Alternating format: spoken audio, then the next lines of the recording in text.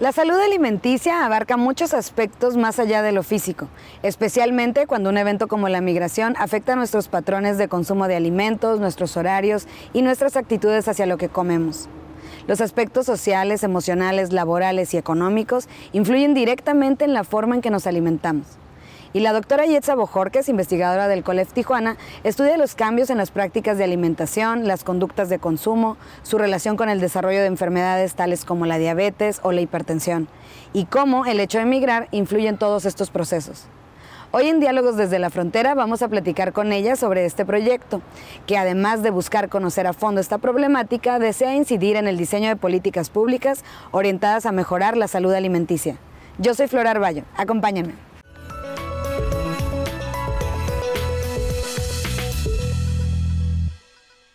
Bienvenida, Yetza, muchas gracias por estar aquí con nosotros. Muchas gracias por invitarme.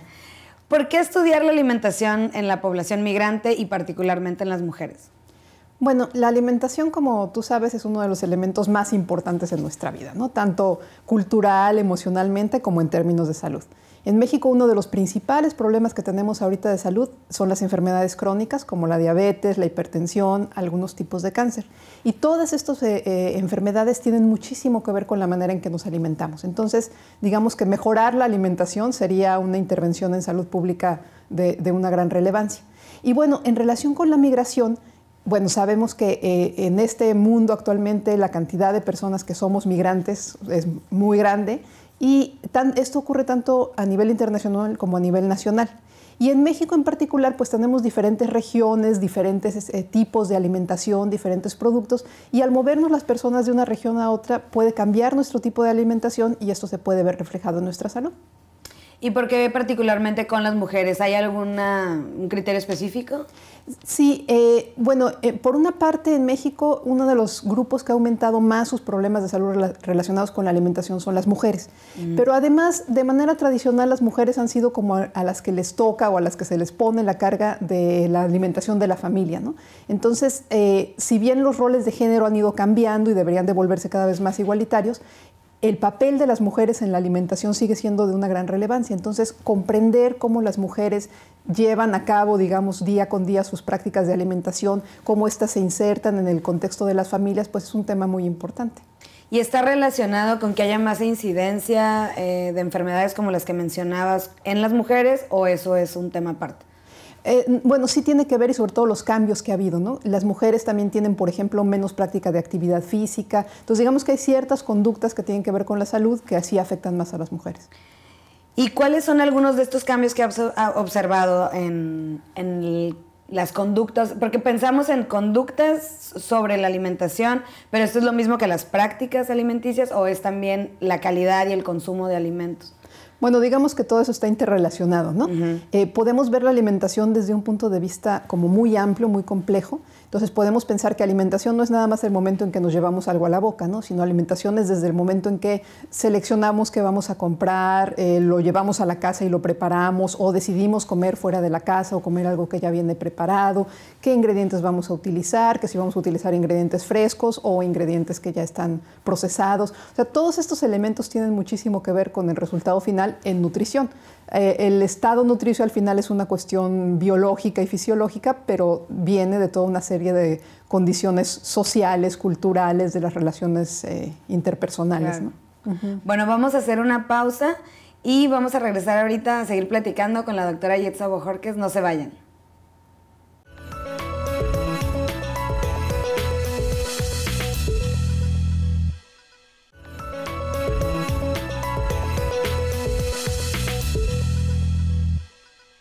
Bienvenidos de regreso a Diálogos desde la Frontera. Estamos hablando con la doctora Yetza Bojorquez. Ella es investigadora del Departamento de Estudios de Población del COLEF y estamos hablando sobre alimentación y migración relacionado, pero más bien las conductas alimenticias en las personas migrantes y en mujeres en particular.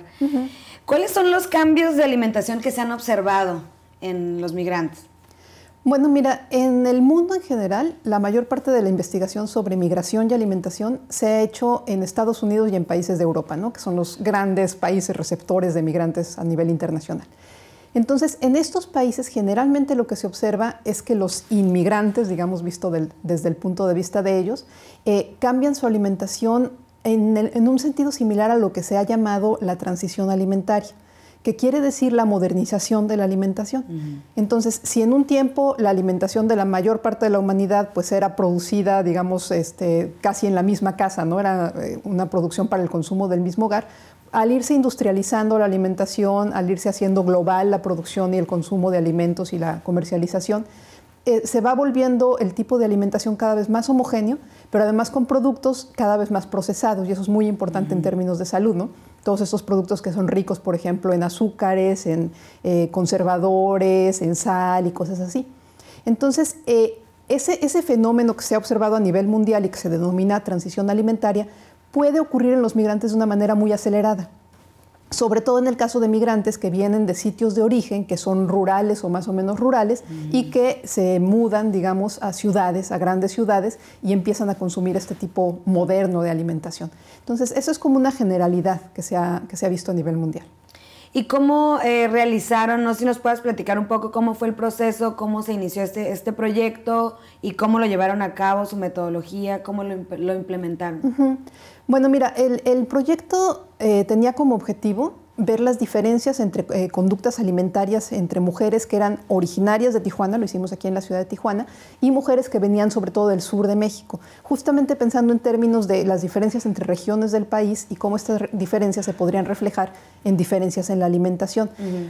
Pero al mismo tiempo, y por eso se llama conductas alimentarias de riesgo, el interés no era solo en el aspecto nutricional, sino en el aspecto emocional que tiene la alimentación y en cómo, digamos, algunas veces la alimentación se puede convertir en la expresión de problemas emocionales, ¿no? Entonces estábamos estudiando al mismo tiempo el tema de la alimentación como nutrición y el tema de la alimentación visto desde el punto de vista de la salud mental, como en el tema de los trastornos de la conducta alimentaria. Entonces estábamos viendo la combinación entre estos dos elementos y cómo variaba de acuerdo a las experiencias migratorias.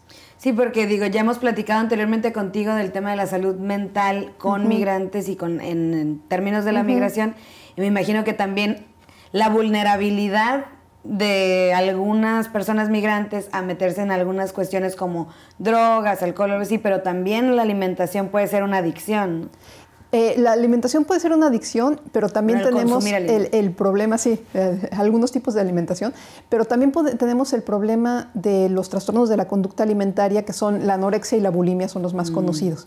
Entonces, como una persona en un momento, digamos, de estrés, de dificultades en su vida, puede tratar de tomar el control a través de conductas como hacer unas dietas extremas o ayunar o restringir cierto tipo de alimentos o preocuparse muchísimo por su figura sin que haya una razón para hacerlo, pero es una manera, digamos, de expresar un malestar emocional a través de algo que tiene que ver con la alimentación, ¿no? Exacto. Y entonces se centraron nada más en las mujeres aquí en Tijuana y levantaron encuestas. Levantamos encuestas. Fue una encuesta representativa de las mujeres adultas de la ciudad.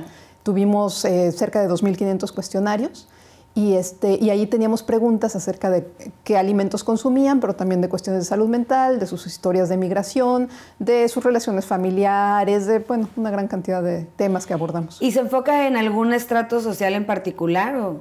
No. Tuvimos información representativa de toda la ciudad y de hecho pudimos comparar entre diferentes estratos. Y uno de los hallazgos interesantes, que de hecho replica lo que se ha visto en otros lugares, es que hay una diferencia en la que las personas con un nivel educativo y de ingreso más alto son las que tienen una alimentación más sana en el sentido de mayor consumo de frutas y verduras, menos consumo de hamburguesas o comida rápida o este tipo de cosas, ¿no? Entonces sí hay una relación muy fuerte entre el nivel socioeconómico y educativo y la alimentación. Para acceder a alimentos mucho más sanos también. Pero, y por ejemplo, ¿cuál sería la relación entre las conductas en términos de salud mental y emocional? ¿Hay alguna diferencia también entre las personas de mayores ingresos y con mayor poder adquisitivo de comida? Sí, por una parte, y también como ya se ha visto en otros estudios, nosotros evaluamos los síntomas depresivos y los síntomas depresivos son más frecuentes y más intensos en mujeres con menor nivel educativo y menor nivel de ingreso, ¿no? Entonces sí hay una relación también ahí donde las personas en condiciones más difíciles económicas y sociales también tienen más problemas emocionales, ¿no? Que era lo que estábamos evaluando. ¿Y su relación con la alimentación? Y en relación con la alimentación también. Sí. Porque podría pensarse, bueno, han habido algunas personas que dicen que si tienen, o sea, las personas que tienen también mayor poder adquisitivo, tienen también como más presente el tema de la imagen corporal o de cuestiones de este tipo, pero no sé si esto lo hayan podido ver en el estudio. Sí, de hecho esa es una teoría interesante porque esas observaciones se empezaron a hacer en los años 70 y 80, pero en todo el mundo se ha visto que si eso fue así en aquel momento, ahora ya no es así. O sea, entre las mujeres sobre todo, pero también entre los hombres, la preocupación por la imagen corporal y sobre todo la preocupación extrema o excesiva por la imagen corporal se ha distribuido ya en todos los niveles, pero aún sigue existiendo algunas diferencias. Por ejemplo, en un estudio que se hizo con datos de la Encuesta Nacional de Salud y Nutrición, la ENSANUT, en los adolescentes en México, aquellos de nivel socioeconómico más alto sí eran los más preocupados por la imagen corporal. Pero al mismo tiempo, este tipo de preocupación existe en todos los niveles y las conductas a las que da lugar varían. Entonces, por ejemplo, en nuestro estudio, las mujeres con nivel socioeconómico, educativo más bajo, tendían más a utilizar modos, digamos, poco saludables para perder peso. Entonces, tendían a utilizar más sustancias, ¿no? De estas que se venden libremente, licuados, pastillas y todo, que son no son medicamentos, son sustancias no controladas de las que se puede hacer un uso que es incluso dañino para la salud. En cambio, las mujeres de mayor nivel educativo y socioeconómico tendían más a hacer ejercicio, a hacer dietas, digamos, pero bueno, ahí no sabemos exactamente a qué se referían con dietas, pero sí consumían más frutas y verduras, consumían menos otro tipo de alimentos.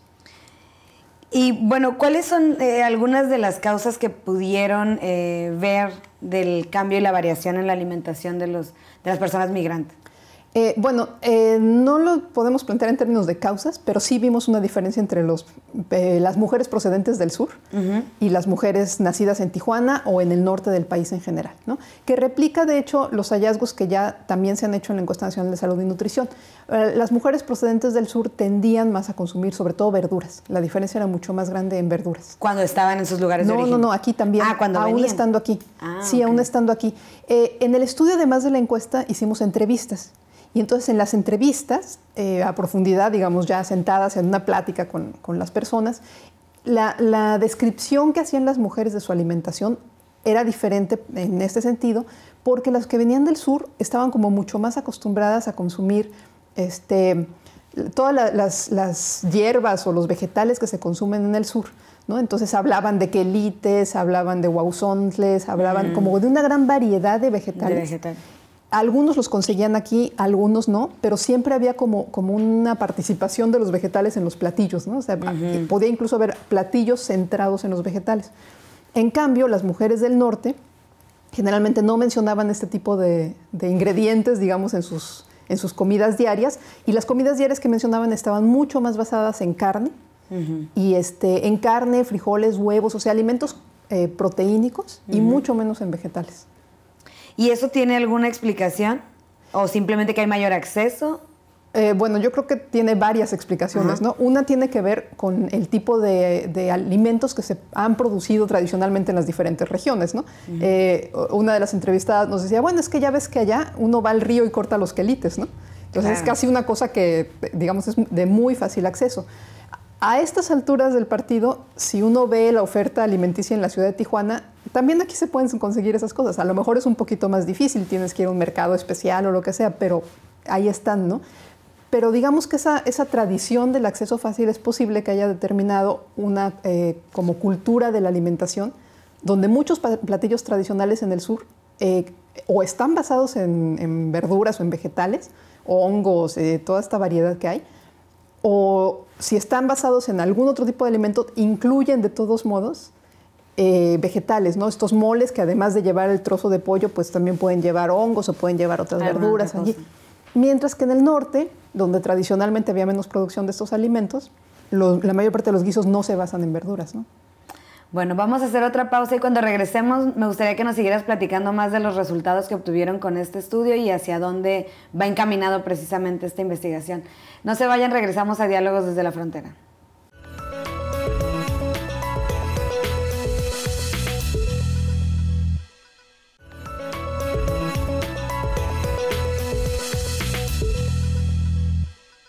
Bienvenidos de regreso a Diálogos desde la Frontera. Estamos hablando sobre alimentación y migración. Yetza, nos estabas hablando en el bloque anterior sobre el panorama alimenticio y sus diferencias entre la región norte y la región sur. ¿Qué más han encontrado al respecto? Bueno, la Encuesta Nacional de Salud y Nutrición tiene datos muy interesantes sobre diferencias entre regiones del país. Y la región norte se caracteriza por un mayor consumo, más o menos lo que estaba describiendo hace rato. Por ejemplo, de huevo, de carnes procesadas, o sea, salchichas, jamón, ese tipo de cosas. Menor consumo de verduras, significativamente menor consumo de verduras. Y mayor consumo de botanas, tanto botanas saladas como golosinas dulces, ¿no? Entonces, volviendo a este tema de la transición nutricional, es como si el norte estuviera más avanzado en esa transición nutricional, ¿no? Sí, es una dieta diferente a la del resto del país.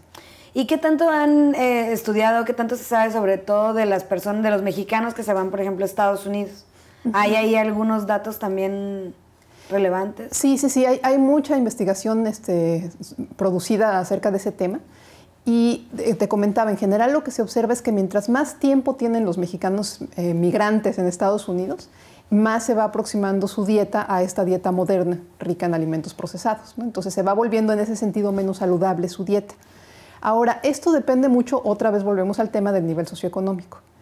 Hay estudios que muestran que este cambio se produce sobre todo en familias de relativamente bajo nivel socioeconómico.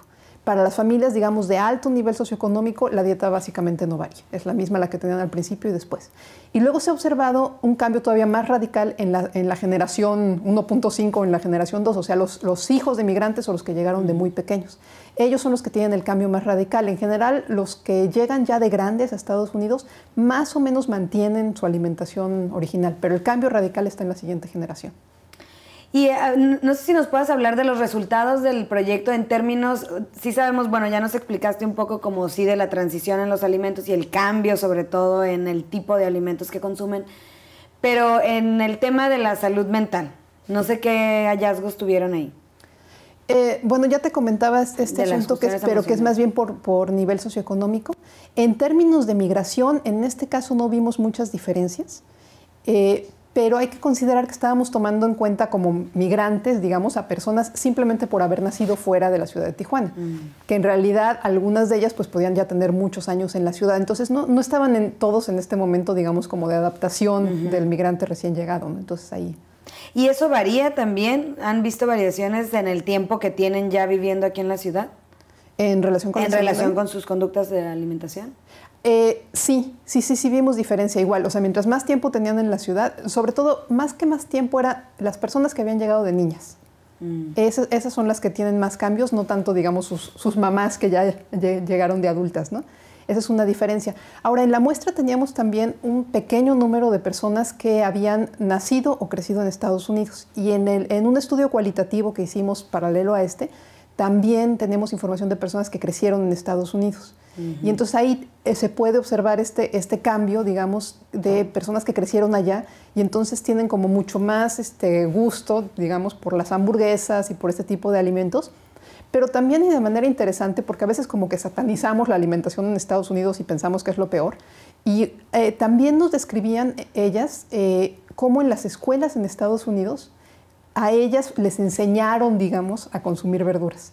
Entonces, estas comidas que ya están como, que en la escuela les dan de comer y entonces hay un menú que tienen que consumir en la escuela, era un menú que ellas recuerdan como un menú saludable y, digamos, bien balanceado, ¿no? Una de ellas decía, no, es que los platos que nos daban se parecían al plato del buen comer.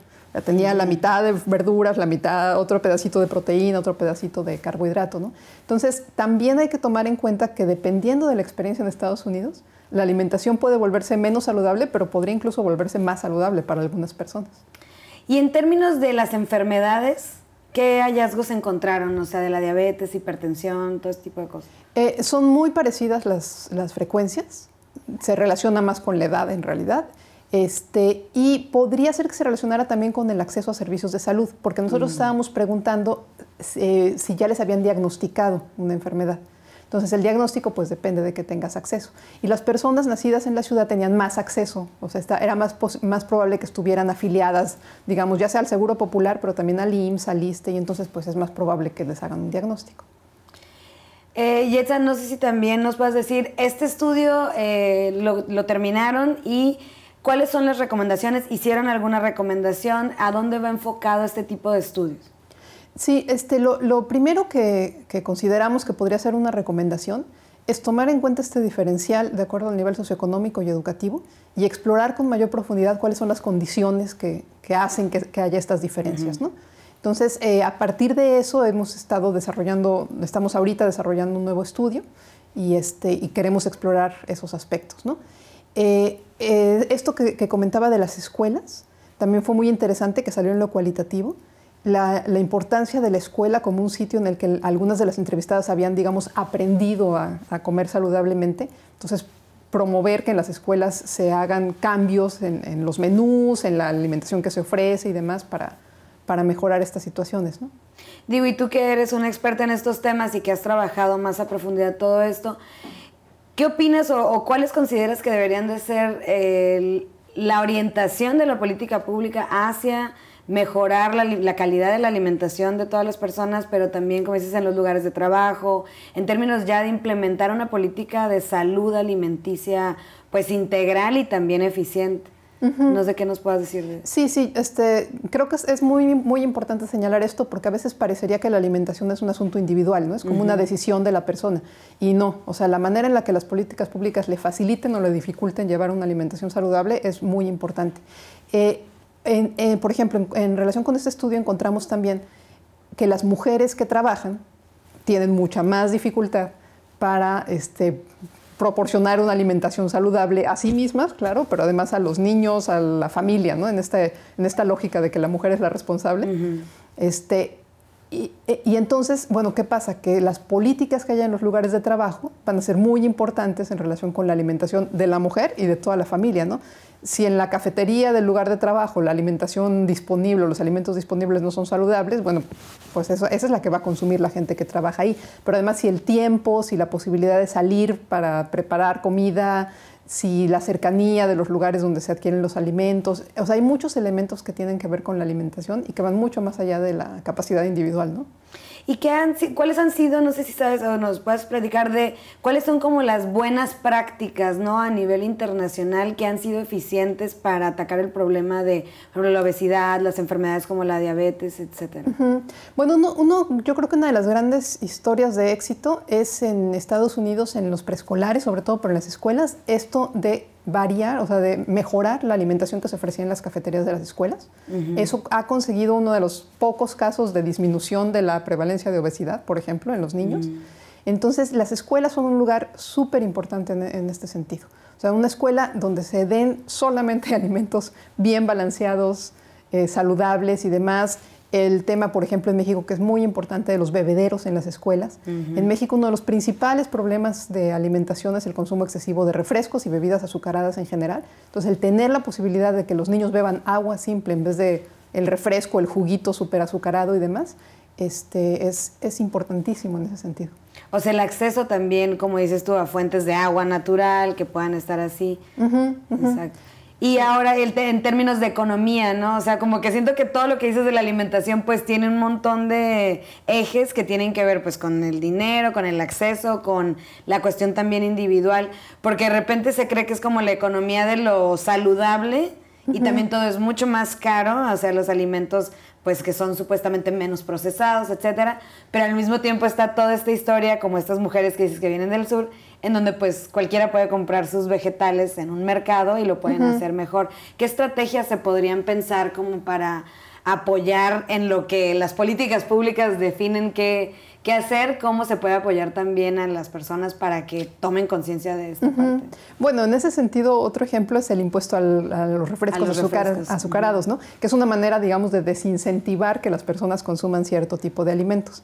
Ahora, por el otro lado, para incentivar el consumo de frutas y verduras, por ejemplo, Podrían también hacerse políticas de precios, revisar los canales de distribución de estos alimentos, ayudar a los productores para que haya una distribución suficiente de este tipo de alimentos. Ahora, posiblemente en México, en relación con los alimentos como frutas y verduras, ese no es un problema tan grande. Es un problema más grande, digamos, en países del norte, donde no se producen estas cosas de manera tan cercana, ¿no?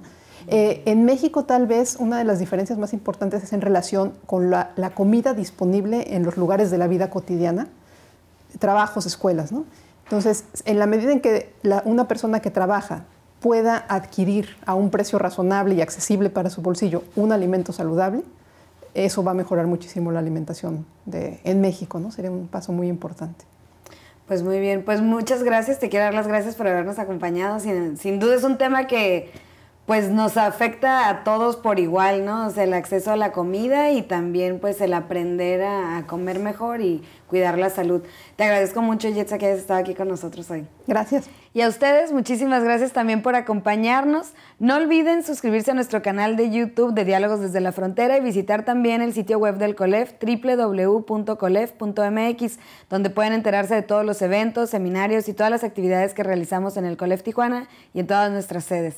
Yo soy Flor Arballo y nos vemos pronto. Hasta luego.